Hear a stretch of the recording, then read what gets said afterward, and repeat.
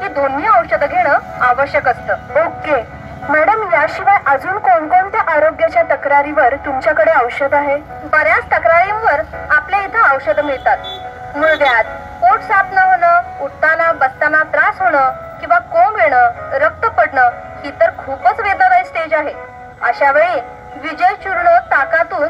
माझं नाव राजू गाडे। मी पूर्ण महाराष्ट्रभर माझी गाडी घेऊन असतो। पूर्ण महाराष्ट्रभर पूर्ण औषधांचा पूर्ण सर्वे करतो।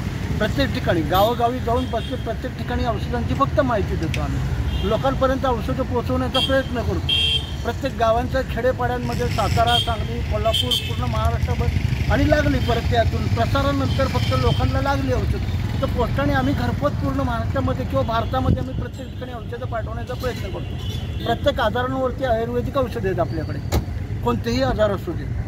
लोकांचा कल ॲलोपॅथीकडनं आयुर्वेदाकडे वळावं हा सगळा आमचा मुळापासून बाकीचा चांगला प्रयत्न आहे। हा माल कुठून येतो आपला?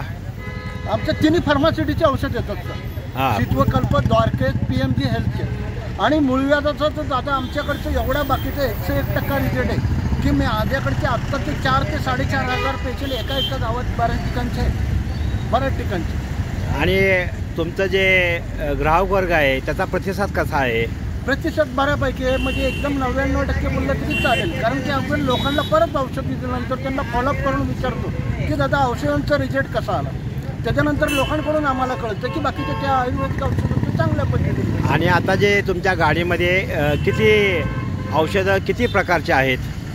जवळजवळ आमच्याकडे गाडीमध्ये बऱ्याच प्रकारची औषधं आहेत। कोणताही आजार नाही की त्या आजारांवरती औषधं नाही, प्रत्येक आजारांवरती आयुर्वेदिक औषधं असतात। बाकीचं औषधं सातारा जिल्ह्यामध्ये कापूस प्रोडक्शन करतो। अख्खा जिल्हाभर आमची गाडी असते, महाराष्ट्रभर बाकीच्या सगळ्या ठिकाणी फिरते। आयुर्वेदाचा प्रसार करण्यासाठी गाडी जातो।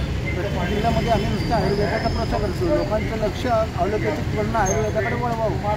सर्व आजारांवरती आयुर्वेदिक औषध आहे आणि आयुर्वेदाच्या औषधांचं आपण लोकांना परत औषध दिल्यानंतर फॉलोअप देतो।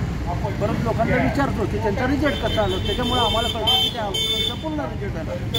कोणतेही आपल्याकडचे बाकीचे जेवढे आजारांवरची औषधं, पित्त पचनाचे त्रास होतात त्यासाठी मूळव्याध, मुतखडा, त्वचेचे विचार सर्व आजारांवरती आयुर्वेदिक औषध आणि रिझल्ट चालू आहे।